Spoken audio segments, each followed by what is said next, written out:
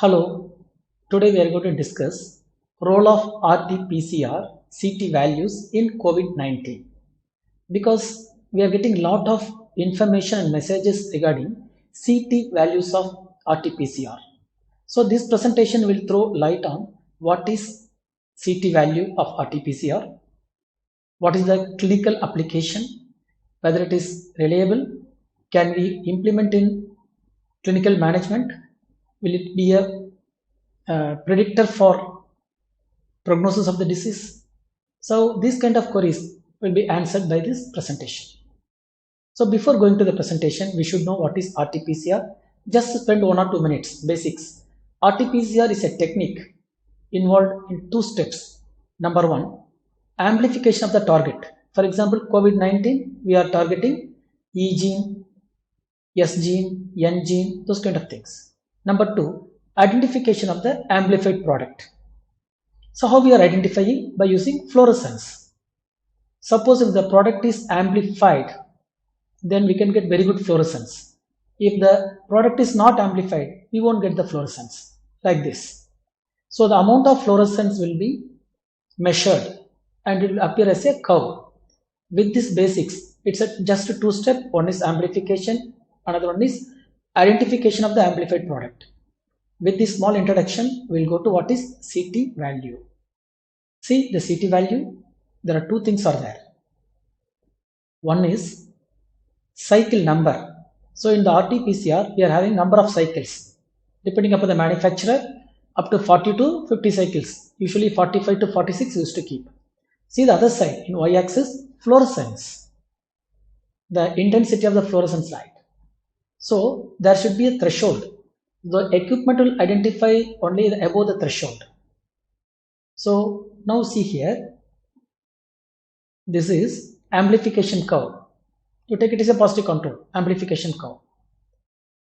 So what is CT threshold cycle is nothing but it is intersection between the amplification curve and the threshold line. Which is threshold line? This is the threshold line, red color. Amplification curve is green color. Where they meet? Yes, this is the CT value of this sample. For example, it exactly meets at 20, so the CT value is 20. Now you understood. It's nothing but intersection point of the amplification curve and threshold. So this is CT value. Now I'll give example to you. Now you become a microbiologist. You are going to interpret the results. Yes, this is sample 1, sample A, this is sample B, this is sample C. So we'll see one by one. In sample A, what is the CT value threshold? It is 22.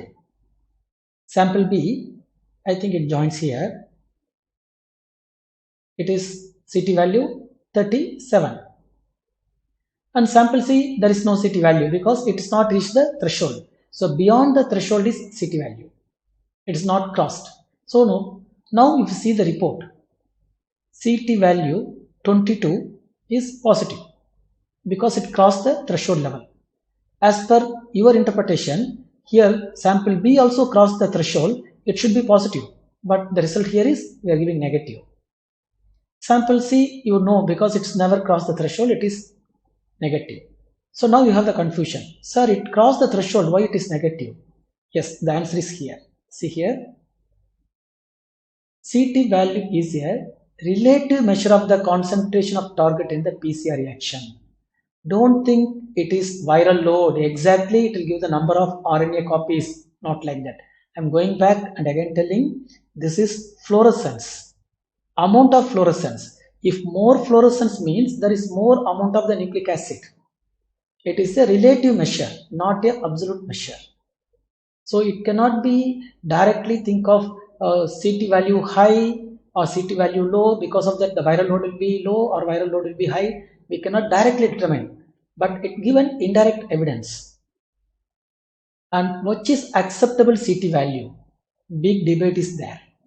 I will give some of the kit insert what we are using. One kit says 12 to 36 is positive, 36 to 40 marginal positive, more than 40 negative.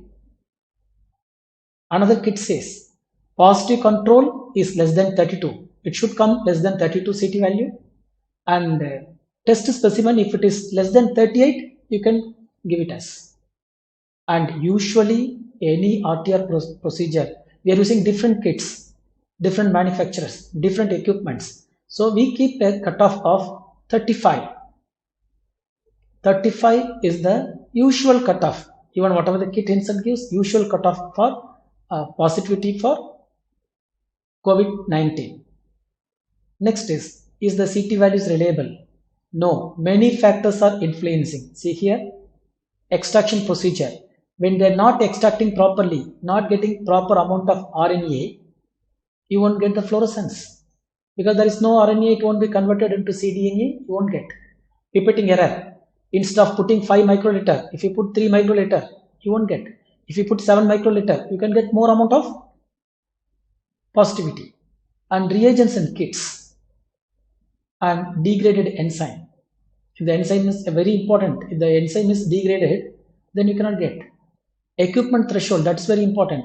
What is the capacity of the equipment to identify or to detect the amount of fluorescence? So everything is converted into fluorescence, we are detecting the intensity of the fluorescence.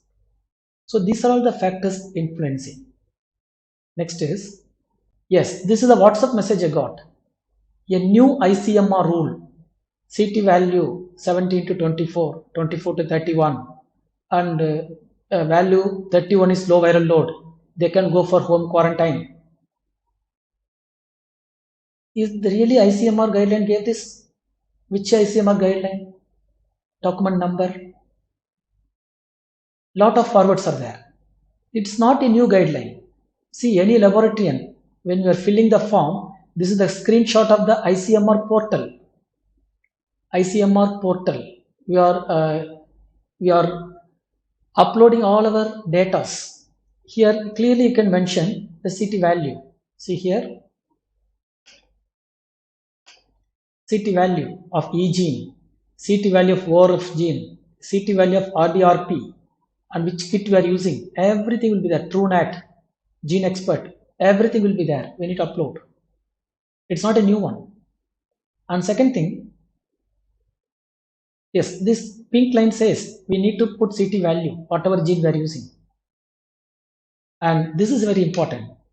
The assessment of COVID-19 disease based on 3 criteria. One is virological criteria. How much viral load is having. That means RT-PCR, approximate CT value. It gives approximate value. Next is clinical. Whether it is dyspnea, whether it is having breathlessness, okay, other features. Next is immunological, antibodies. So we can assess the course of the disease with 3 parameters. Unfortunately, these 3 are in 3 different directions.